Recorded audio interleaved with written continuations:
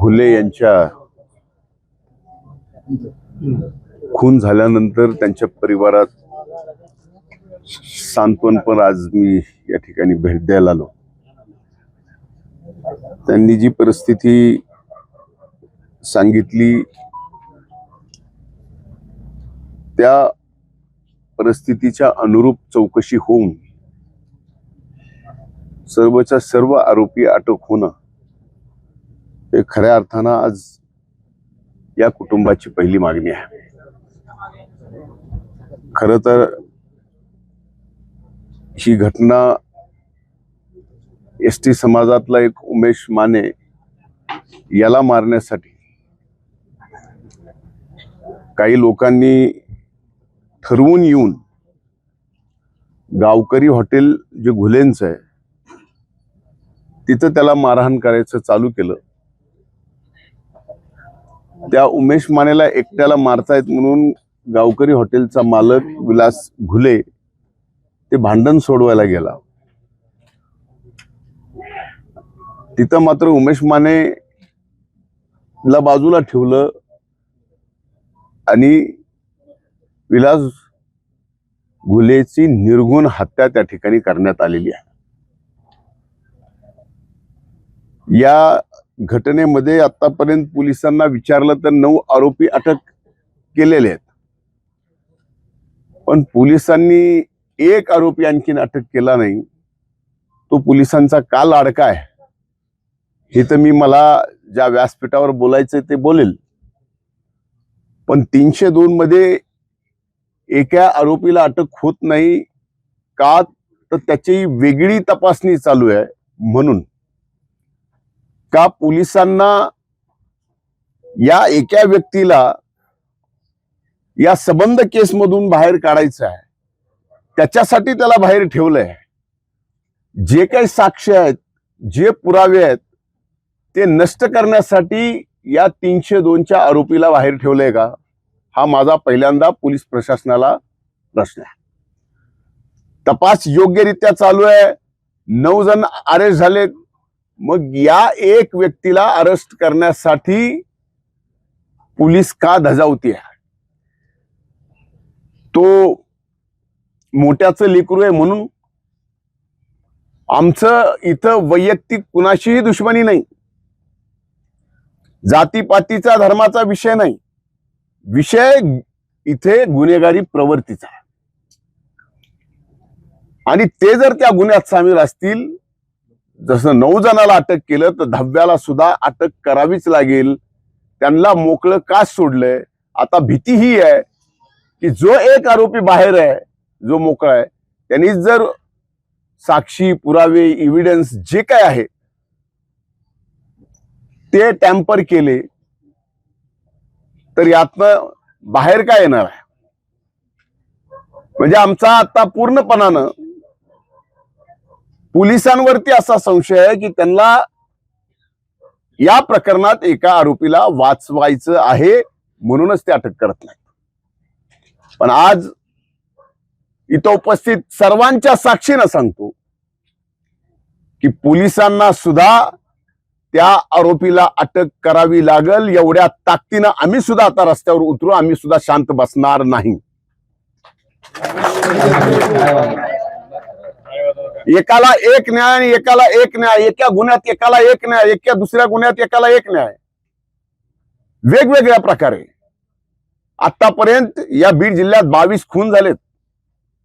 दुर्दैव या बीड जिल्ह्याचं की पोलीस प्रशासन, काम करणाऱ्या पोलीस प्रशासनाच्या कर्मचाऱ्यापासून ते पोलीस अधिकाऱ्यापासून डीवायएसपी पासून फक्त एसपी ला अन्नाव लावायचा अधिकार आहे, बाकी कुठल्याही पोलिसाला अन्नाव लावायचा सुद्धा अधिकार नाही। हे देशभरात कुठल्या जिल्ह्यात नसेल ते आपल्या बीड जिल्ह्यात आहे, आणि हे दुर्दैव आहे। आम्ही या ठिकाणी पूर्णपणानं सामाजिक सलोखा जपून तशा पद्धतीचं कुठलंही कुणाचंही मन न दुखवता, कारण इथं तुम्ही ऐकलं असेल की या टाकडीचे आणि कदमवाडीचे किती चांगले, प्रत्येक माणसाशी प्रत्येक घराशी संबंध किती चांगले, हे टाकळीकरांना माहिती आहे आणि कदमवाडीलाही माहिती आहे. ती समाजाच्या ज्याला मारत होते त्याच्यासाठी. पण ज्यांनी मारले त्यांना मात्र त्या मानेला मारायचं नव्हतं, त्यांना मात्र घुलेला मारायचं होतं. आणि आता सोपं झालंय, काही झालं की एका जातीला गुन्हेगार ठरवून टाकायचं आणि तुम्ही ते मीडियात चालवायचं आणि अख्खी एक जात गुन्हेगारी म्हणून ठरवायची. छोटे छोटे समाज ज्या ओबीसीतले आहेत, विजयएनटीतले आहेत, इतर आहेत, काही घडलं की तो समाज गुन्हेगार. समाज कधीच कुठलाच गुन्हेगार नसतो. ती प्रवृत्ती असते प्रत्येक जातीतली, प्रत्येक धर्मातली, आणि ती प्रवृत्ती गुन्हेगारी प्रवृत्ती असते. याच्यामध्ये मुख्यमंत्री महोदयांनी स्वतः फोन केल्यानंतर देखील या प्रकरणामध्ये नेमका आरोपीला अटक करण्याच्या अनुषंगाने नेमकं संरक्षण कोणाला भेटतं? आता आहे माझी विनंती आहे की आपण मुख्यमंत्र्यांना प्रश्न विचारावा. मी तर विचारणारच आहे सभागृहात. तुम्ही स्वतः या प्रकरणात सभागृहात आवाज उठवलाय. आमदार नमिता मुंदडा या देखील बोलल्यात. आता सोमवारी तुम्ही एकदा पुन्हा बोलणार, परंतु रस्त्यावरची लढाई नेमकी कशी असणार जर न्याय मिळाला नाही? आता एक मिनिट, आता तुम्हाला का घाई झाली रस्त्यावरच्या लढाईची? तुम्ही घाई करू नका ना. आज कुटुंब हे दुःखाचं आहे. अंत्यविधी कधी झालाय, त्याच्यानंतर आपल्या काही रिच्युअल्स असतात ते पाळावे लागतात सगळ्या कुटुंबाला. तेवढ्यावरही नाही झाल्यानंतर रस्त्यावरच्या लढाईला कधी तुम्ही बघितलेल्या आहेत आमच्या रस्त्यावरच्या लढाया. विलासची क्रूर हत्या झाली तरी इथले खासदार म्हणतात मी जिल्ह्याचा वाघ आहे. आता मी काय म्हणू शकतो त्यांना? आता ते वाघ स्वतःलाच म्हणायला लागले, त्याच्यामुळे मला काही नाही. ते वाघ तर ते वाघ, काय म्हणायचं त्याला?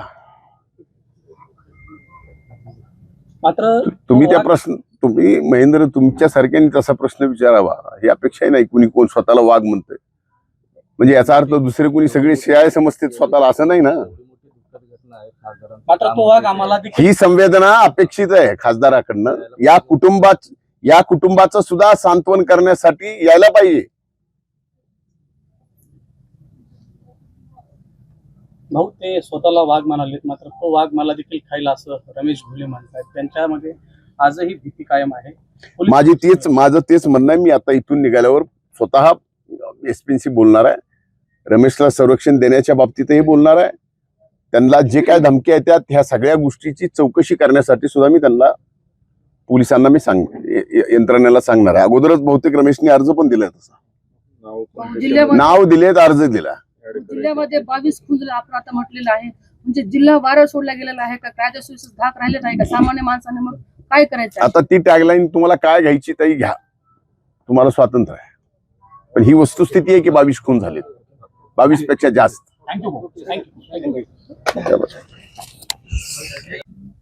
मारायला दाखवायचा एकाला आणि खून करायचा एकाचा, आणि याचा सूत्रधार नेमका अनेक जणांनी साक्ष दिली आहे, पण त्यांना ती साक्ष पटत नाही पोलिसांना. मग नेमकी कुठली साक्ष पोलिसांना पाहिजे? या बाबतीत आम्ही हे प्रकरण अतिशय गंभीर्याने घेतलंय. अधिवेशनाच्या पहिल्या दिवशीच ही घटना घडल्यानंतर मी स्वतः सभागृहामध्ये हा मुद्दा काढला.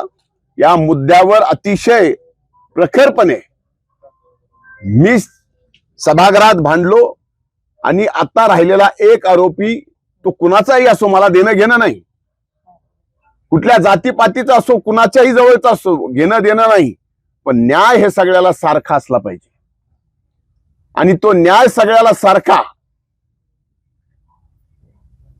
मिळावा म्हणून पुन्हा एकदा मी विधानसभाचं अधिवेशन पावसाळी चालू आहे. सोमवारी पुन्हा हा विषय सदनामध्ये येणार आहे आणि तिथंही मी स्वस्थ बसणार नाही. एका आरोपीचे लाड का, हा माझा प्रश्न आहे. हे सुद्धा माध्यमांनी आता आपल्या माध्यमातून विचारणं गरजेचं आहे. आजपर्यंत सभागृहात सुद्धा मी कुणाचं नाव घेतलं नाही, कुठल्याही आरोपीचं नाव घेतलं नाही. ज्याचा खून झाला त्याचंच फक्त नाव घेतलं. आणि आमच्या सगळ्यांची इच्छा आहे की शेवटपर्यंत याच्या जे कोण गुंतले असतील त्याला शासन झालं पाहिजे. या भूमिकेतून आम्ही आज या ठिकाणी सर्वच जण आहोत. आज या कुटुंबाला आधार द्यायची गरज आहे. याच कुटुंबाला नाही तर जो एसटी समाजाचा उमेश माने, त्याला सुद्धा आज धमक्या चालू आहेत. धमक्या, दबाव टाकला जातोय. तो आज गाव सोडून गेलाय आणि आज पोलीस काय करते?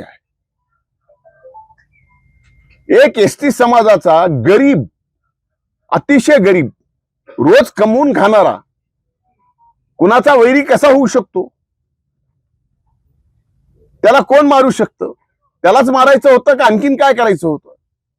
हे तपासामध्ये सगळ्या काही गोष्टी समोर आल्या पाहिजेत आणि ते आम्ही आणल्याशिवाय स्वस्थ बसणार नाही. पोलिसांना सुद्धा, प्रशासनाला आणि सरकारला सुद्धा स्वस्थ बसू देणार नाही. धन्यवाद. भाऊ रमेश लक्षात घ्या, ही खरी गोष्ट आहे की रमेश घुलेंना दबाव टाकणं, दबावात आलं नाही तर खोट्या गुन्ह्याची धमकी देणं आणि खोट्या गुन्ह्याच्या धमकीतून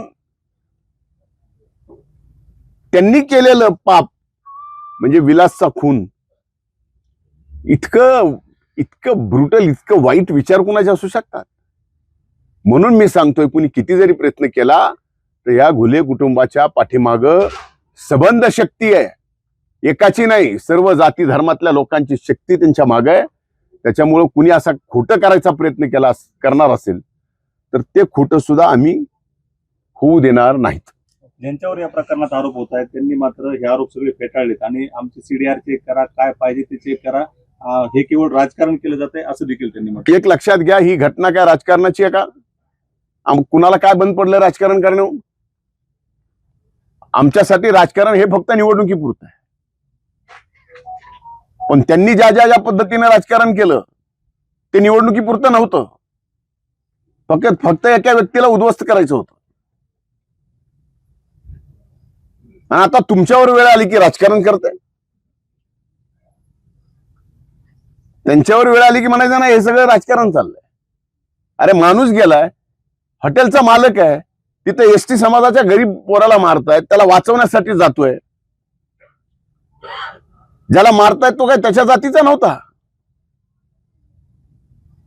पण त्याला दया माया आली की याला वाचवलं पाहिजे, मारून टाकतील.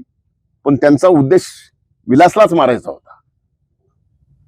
त्याच्यामुळं आता राजकारणाचा विषय त्यांनीच मध्ये आणून त्यांची अडचण आणखीन वाढवू नये. नाही तर ह्या सगळ्या गोष्टी उद्या त्यांची अडचणी वाढवणार आहेत. भाऊ, एकीकडे घुले कुटुंब